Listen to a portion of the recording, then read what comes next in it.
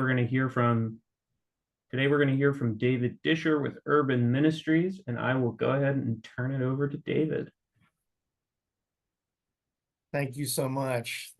It's a privilege and an honor to be here. I am happy to be in the presence of everybody here that is working to help all of our community. So thank you so much. I'll go ahead, if you don't mind, Micah, and share if you're okay with that. Let me get the right, hopefully I get the right screen.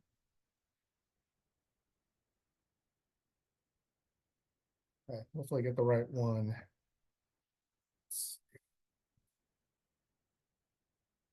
Can you see it okay, I trust? Looks good. Good. Thank you so much. Again, thank you everybody for being here. Thank you for taking the time to come out. Again, my name is David Disher. I'm the Hunger and Nutrition Program Director for Urban Ministries of Wake County. And also, so I want to welcome you, of course, to this webinar. I just want to give you a little bit of information about myself, kind of give you a background. For me, being in the food pantry is very personal to me. I have been in a place where I've been almost homeless, and I have been relied upon other resources like SNAP, etc., to make it through. The one thing I didn't know about was food pantries back at the time. I kind of wish I did, but I do now. So being able to be the director of the Hunger and Nutrition Program is a way for me to give back for the times that I was helped out through programs, etc. And so knowing Urban Ministries for about 10 years volunteering, moving into operations, I now have the privilege of being the director of the food pantry program right now. For those of you joining, again, some of you may know me, some may not. I just want to introduce Urban Ministries just real briefly, if you don't mind, because as we're all in this position to help people, Urban Ministries, which I'll go to the food pantry in just a moment, we also have some other programs too as well, besides our hunger and nutrition program, which we'll cover more in a moment. We also have the Helen Wright Center for Women, which we have a program designed to help women kind of get back on their feet and get into permanent housing. Upstairs in this building that I'm in right now, we also have the Open Door Clinic that helps serve uninsured people right now to give them the best quality medical care that we can to help them as well.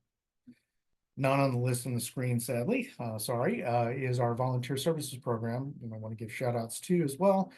They're the ones that help bring in the wonderful volunteers and the interns that we have helping to serve all around the whole organization as well.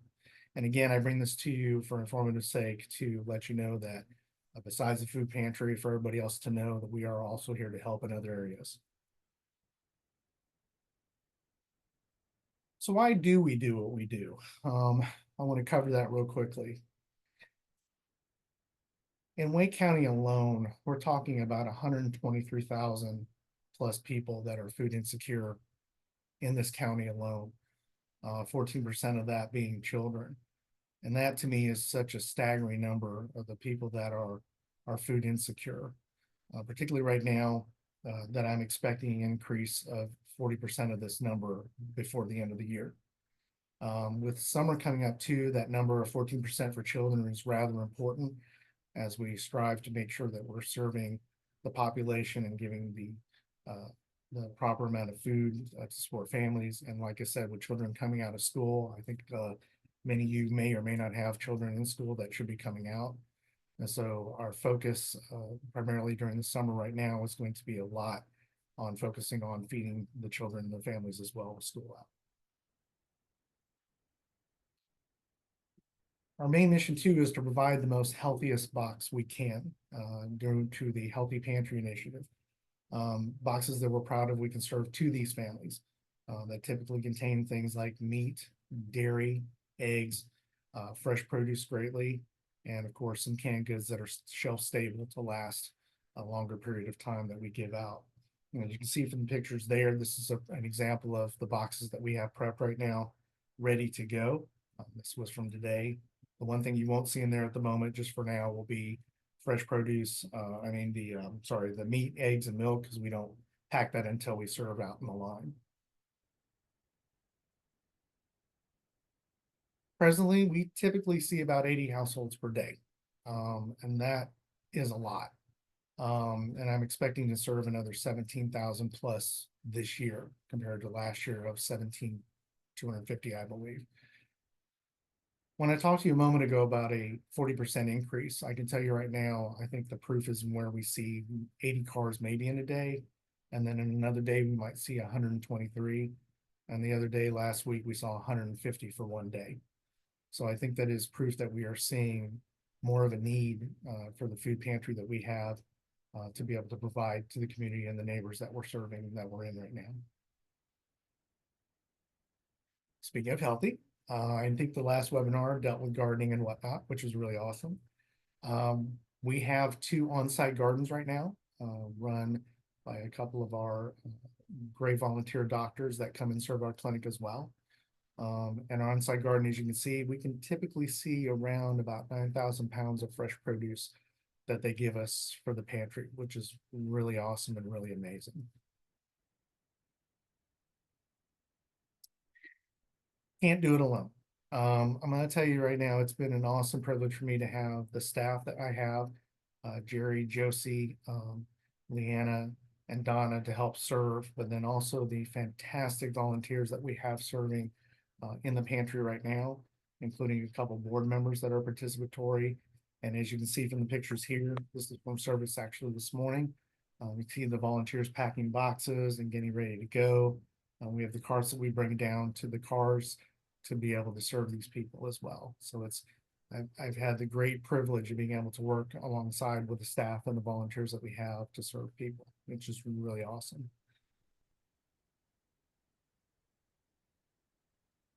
Some of the impact that we have as well, besides the people that we serve, or what we call our partner agencies. I've really been happy that we've been able to assist in these other organizations as well to be able to serve people. Southlight basically deals with substance abuse people. Under One Roof deals with AIDS people and HEP people. Tree of Life helps with families with schools, school kids and families. The Women's Shelter or Center, sorry, for the women that have to be there for either abuse or other issues. And lately, we just acquired Wake Act to be able to serve boxes to these people as well. So the impact that we have goes beyond the people that we serve locally here. And again, I'm happy to say that we are able to serve some of these other partner agencies that we have as well. I think there's nothing more refreshing than to see the appreciation and love that we get from the people that we serve. I've been able to walk the line and have a conversation with the people in the line and talk to them for a few minutes and just see how grateful they are. This is why I would say, you know, I would, and for anybody here, I would say that I would invite you to come join us in volunteering to make an impact as well. And also you could participate in a food drive. We are ramping up food drives again. We had to temporarily put those on hold during the pandemic, but one way you can help is be able to participate in a food drive besides and also volunteering. I went a little quicker than I thought. I apologize. Does anybody have any questions at the moment? May I ask, please? If anybody has questions, feel free to speak up, and if you don't want to do that, you can drop your question in the chat and I'll make sure that David sees it. Yeah, I'm sorry. This is Rich. I joined early and then had to drop and joined late, so I missed part of the presentation. You mentioned food boxes. Mhm. So do you create food boxes for the families?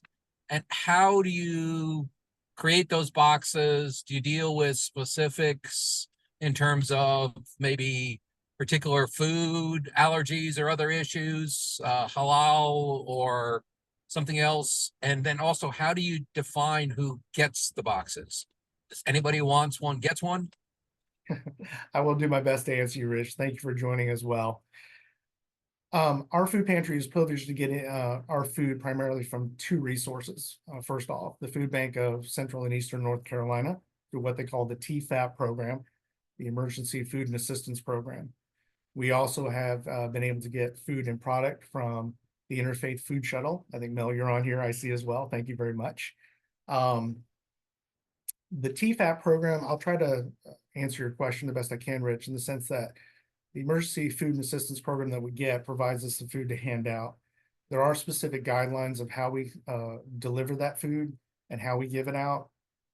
Particularly, let's say, for example, we build this box with specific cans or produce, frozen meats or meats, dairy and the like, and we build that box up and give it out to them based on certain guidelines for TFAP. We also have the option and privilege of being able to buy extra product as well. So when you ask about building boxes, we use the baseline for TFAP to build that box, kind of what we saw. I'm sorry you weren't here to see. Let me see if I can backtrack, if you'll apologize for a minute, if it's still on screen. Am I still sharing, Micah? Yep. Okay. So Rich, I don't know if you can see on screen right now. This is kind of an example of the boxes we kind of prep and set up ahead of time. The thing you're not seeing for the moment, Rich, is the dairy, eggs, and meat that we produce in the box afterwards that we serve to. Presently, with the 80 cars plus that we see a day, we're seeing clients once a week. The people that we serve can come once a week to receive a box of food. This box is designed to be more of like a supplement, trusting that the individuals or families will have some way of getting some food. And then also if they're relying upon SNAP program, and then the food pantry for us to be able to provide the extra needed food to the family. Does that answer your question, Rich, or did I miss something? Forgive me. No, it does for the most part. But kind of my question is, the people that come pick up, are you create these boxes, they're generic for anybody who comes pick up, or are they designed specifically for a family to pick up once a week? Do you then track kind of those families? Does that make sense? No, it does. Thank you. Thank you for the reminder of that other part. So the families that come in, it kind of is pretty much a standardized box for everybody. And again, as I mentioned in this slide, we tried to build it up to be something we're very proud about giving to a family to support the family. When it comes to data, yes, we do collect some data that is only shared to the partner agency providing the food. So that way we can receive as much food as possible to be able to give out. If I recall, Rich, you did mention something about customized boxes, foods, and allergies. We do on occasion have some people that come in and say that they can't, for example, let's say they don't eat pork.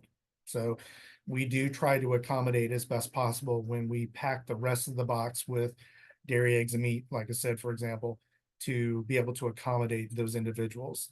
Like I said, if they can't eat pork for religious reasons or whatever reasons, but let's say they can eat chicken, we'll try to accommodate and pack that up to set up the need. I am looking into doing what I call a hybrid client choice model, possibly in future. Obviously, with the pandemic, it changed our way of operating, where we used to have a client choice where people would come in and shop, very similar to a shopping center or a shopping place, grocery store. And I'm thinking about keeping the model with the drive-in, but making it hybrid to where it can be more of a choice, where we'd have a base box set up. And then kind of to your point, Rich, let's say they wanted this meat or not that meat and so forth. We'd be able to provide the best possible. And again, particularly heading toward something I mentioned earlier, Rich, in case you missed it, trying to provide the most healthy and nutritious box that we can. Does that help? Sure. Yeah, it does. I'm sorry. Last question, I promise. Okay. So if I'm a family, the Joneses, and I'm going to come pick up, do you have specific information of, the Joneses is box number 83. Here's box 83. They pick it up on Tuesday. How do you, or is it a generic box that the Joneses get the same, box as the Smiths do, as the, whoever's do? Presently, it's pretty much a standardized box for everybody. That Okay. way, kind of keep consistent. Everybody gets kind of the same thing. Again, hopefully as best we can provide to as well. And then again, if we have to adjust small things on occasion, like I said, for example, the pork issue, we will try to adjust as necessary to try to Okay, help. perfect. Thank you. I'm just trying to understand how specific is, because I can imagine the permutations could get pretty unmanageable if you started trying to make specific boxes for everybody. So, Yeah. okay, cool. Thank you. No worries. It would become a challenge. And again, if we move to, let's say, a client choice model, that may change it a little bit, but overall, the base box and everything else we serve would pretty much be the same to keep everything consistent. Wanda, I saw that your hand was raised. Did you have a question? Yes, thank you.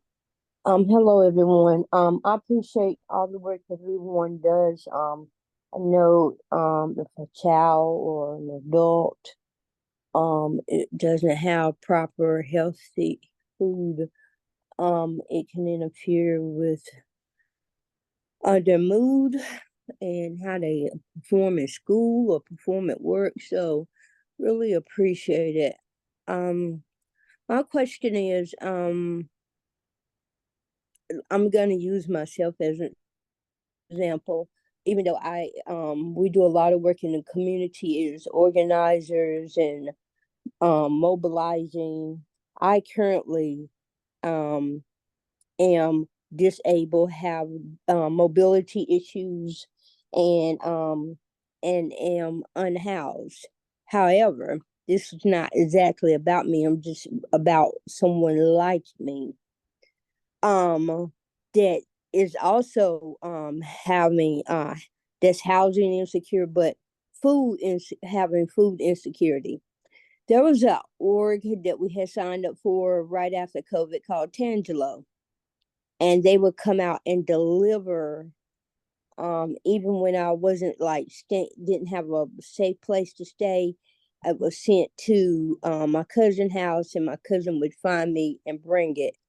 Um, Even if a lot of the things could even be eaten raw if necessary. Um, but I've been looking for something like that, not only for myself but for others, because it ended last month, and a lot of people now are like, "Wow." I know there is another organization that does deliver, but they only deliver to specific zip codes. So I'm wondering what are not only Urban Ministries but other orgs that might be on here. What is being done for the gap of not only for the school kids, but for all that's in that gap, that's in that area that cannot get to those locations where the boxes are? Wanda, that is a great question. As far as I know, Meals on Wheels is the only one that I know that delivers, to my knowledge. I do know that there are a couple people on this webinar, which I'm grateful to, that have a bunch of different resources as well. For us, Wanda, just for a moment, I know that what we see sometimes in our food line with the cars, let's say, for example, you were able to have someone come in your place to get food. Typically, all we would require is some kind of letter confirming who you are, to sign up for it so we can track it appropriately. And then we would give that person a box, let's say, for example, to deliver back to you. There are a couple other organizations, like I said, that probably have some on-site places. I know Raleigh Dream Center does also some food pantry work, and they do it remotely at other locations around Raleigh. They have different other places where people can come pick up. So let's say, for example, it could be closer for you or something else. As my stance is, I want to help everybody I can. But if I can't, I'll try to give you guys the best resources I can to help you otherwise. So we make sure everybody is taken care of. Does that help you, Rhonda? Yeah, I mean, it definitely helps, and I definitely hear your heart. I feel your energy, but that's not necessarily what we get from everyone that does this work, unfortunately. And it's sad to know that it's like that, but it is. And I have called around because it's been almost a year that I've been unhoused. But like I said, I am not the only one, because before I got this bad, I was mobile and we did street outreach around housing issues. I'm hoping that at some point there could be some type of street outreach when it comes to those foods. I know Food Not Bomb at one time, they're doing it, but they ran out of funding and food to be able to do that. They also giving out masks and um, tissue and stuff like that with our street outreach. Then eventually we turned to food. I haven't been able to help with the food since we started, but ran out of funding to, take food out to street outreach. So that's, I'm just saying that, there are gaps, and I don't see that conversation happening in a it's in silos instead of in a combined space where there's like something written and say, hey, we're gonna follow this for equity and for the best interest of everyone. So Hey, Wanda, if you would, could you leave either a email or phone number in the chat, and somebody from sure, Wake Cooperative I'll put it in Extension here. will reach out to you. Okay, yeah, I'll put it in here now. Thank you, Micah. But thank y'all. I appreciate it. Absolutely, Micah. Thank you for suggesting that. I was going to say, Wanda, we are all here to help. So yeah, please leave your information and we'll find a way to help you out. Okay. I had a question from Roger. You had said 80 different households daily. I wasn't certain what you meant by that. Okay, sorry, Roger. So when I say 80 households, let's say, for example, I'm talking about 80 cars that pull up in our line. However, that mix of 80 plus can be actually, as I was talking about with Wanda, there are on occasions we'll see a person with two individuals in the car as well that would be counted as two, that are two different households that we'll feed. So when I say households, it's pretty much basically one individual household car that comes through with the possibility that sometimes we will see two individuals in the car to help serve. I hope that helps you, Roger. Great. We have another question from Shantia. Mhm. What is the process for referrals from the school system for families? Also, is the food pantry specific to a certain area / zip code? So I apologize. I don't know how to answer the question to your first one. Forgive me. As I'm 6 months into being the director, but please leave your information if you can, Chad, and I'm sure one of us can help assist with that question. To the second half of your question presently, my focus primarily is on Wake County specifically. As I mentioned, with it being over 123,000 alone, it's a big number to help fill. And as I say, we are working our best to meet the needs of the people and the neighbors that we need to serve. So. And Mel, I saw that you had your hand raised. Did you have a question? No, please. Sorry, I don't have a question, but just a quick comment for Ms. Wanda. As you know, with COVID funds ending all over the place, you have not only food banks, but food pantries and other organizations restructuring and seeing how everything is going to look after COVID funding is over, because reality is hitting again.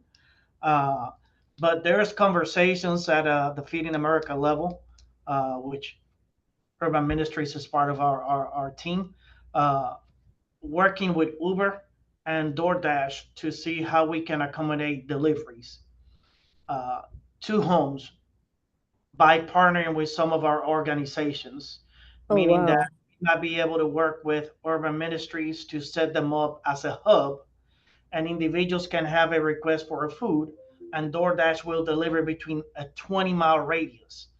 Specifics I'll be working on right now, because one of the requirements, you have to have 3 deliveries at the time. You cannot do just a single, and they cannot go outside a 20-mile radius. So looking and identifying who might be able to partner, who we might be able to work with, where does it really make sense to have those sites is what is being discussed right now. So probably in the next 3 to 4 months, you will see something coming out that is going to be running kind of like a pilot or something like that, going to see how it works. But I will share with you that that is a fight that since I've been here with the food shuttle, I've been fighting with Feeding America, and is let's bring UPS, let's bring the FedExes, Yeah, DHL, Amazons, yeah, the yeah. post office of the world. They already Yeah. got the The equipment, route. they got the Mm, footprint, they got the routes.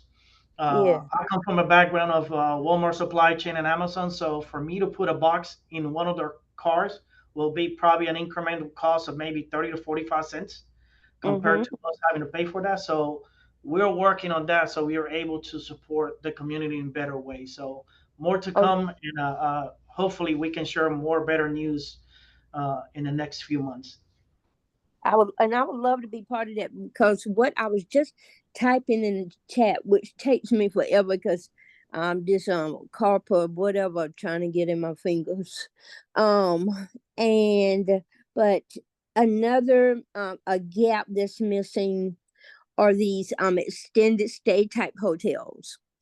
A lot of these parents go to work and these kids are out or about. Some of them don't get to the summer camps, but the times that I am staying at one, and I am here today staying at one because of the heat index, and it's too dangerous to be trying to stay in a car or such.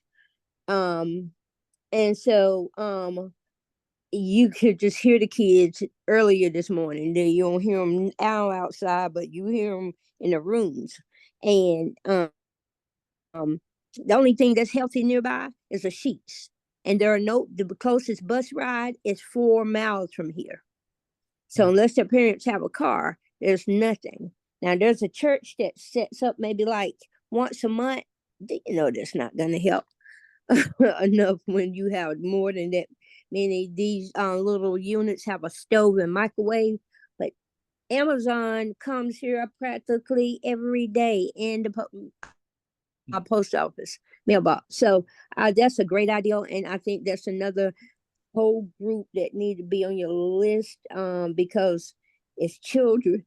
A lot of elders who are using their social security checks because just like I'm talking to y'all, I sit out there and talk to them and want to know what are their needs, and it's just sufficient housing, all these different things with them. And yeah, so I just want to put those on the list, but I would like to be part of that conversation as well. So please I'll put my email address. I just put my telephone number. I'm gonna add my email address. But thank you. I'm going back on mute. All right, does anybody else have any questions for David?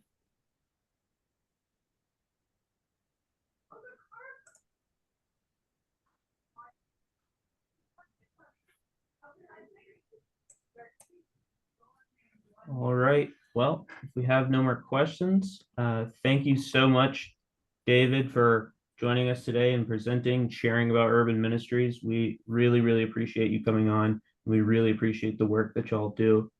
If you have any closing statements you'd like to make. No, Wanda, thank you very much for your compliment.